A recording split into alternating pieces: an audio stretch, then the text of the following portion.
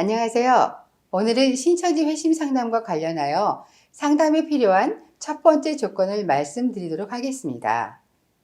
신천지 회심 상담에서 제일 중요한 것은 상담받는 동안 신천지와의 접촉을 완전히 차단하는 것입니다. 신천지인은 영적으로 표현하면 영혼이 사로잡혀 있는 것이며 육적으로 표현하면 집단 세뇌되어 있는 것입니다. 신천지인들에게는 미안한 표현이지만 이해를 돕기 위해 굳이 표현하자면 신천지인은 중독되어 있는 상태로 비유할 수도 있습니다. 알코올이나 마약 중독 상태에 있는 사람을 치료하는데 하루 종일 치료받고 저녁에 돌아가서 다시 알코올이나 마약을 먹게 된다면 어떻게 되겠습니까? 그 다음날 다시 치료받으러 와도 치료를 기대할 수는 없게 되는 것입니다. 그리고 90% 이상 거의 치료가 끝나가는 시점일지라도 알코올이나 마약에 다시 노출되었다면 그 치료는 물거품이 되는 원리와 같습니다. 신천지인은 신천지를 진리로 받아들이는 이후부터 신천지 안의 세상만 의미 있는 세상이고 신천지 밖의 세상은 무의미한 유령 세계처럼 느껴집니다.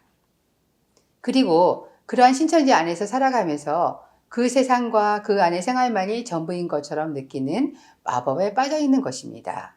상담을 통해 그 마법이 조금씩 풀려갈지라도 그 중에 신천지를 만나면 다시 마법에 묶이게 되는 것입니다. 상담을 통해 의문이 생긴 부분을 신천지를 만나 그 해명을 듣게 되면 그 해명이 상식적으로, 이치적으로 말이 되느냐 안 되느냐의 문제와 상관없이 해명이 있다는 사실만으로 그 해명은 다시 더 강력한 마법이 되어 신천지를 묶어버리는 것입니다.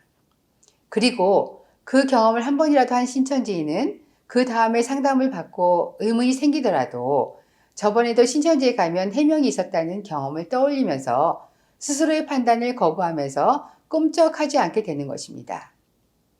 그러니 신천지인과의 접촉이 있는 상태에서의 회심은 기대하기 어렵습니다.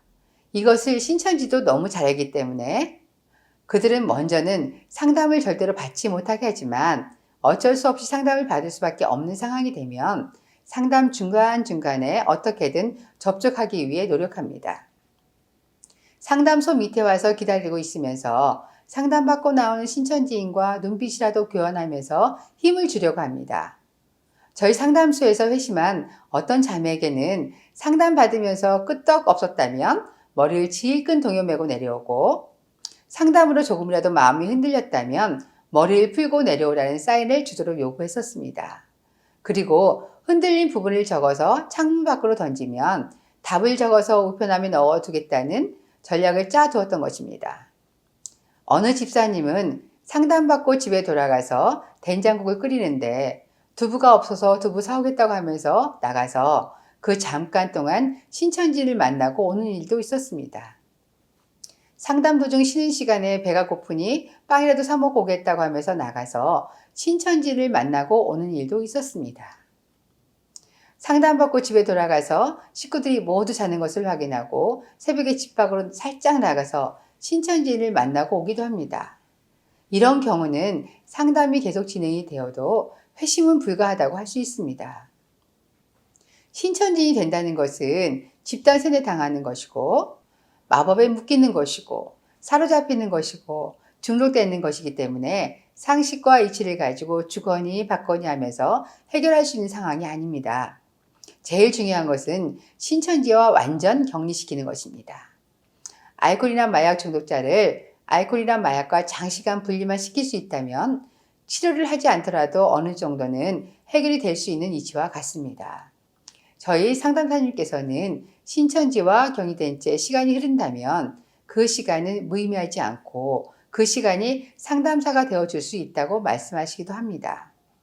회심을 방해하기 위해 어떻게든 접촉하려고 하는 신천지와는 반대로 우리는 회심을 위해서 어떻게든 신천지와의 접촉을 차단시켜야 하는 것입니다. 가족들은 이 사실 조금이라도 소홀히 여기지 말고 온라인, 오프라인상 신천지와의 모든 접촉을 완전 차단하는 환경을 만들어야 하는 것입니다.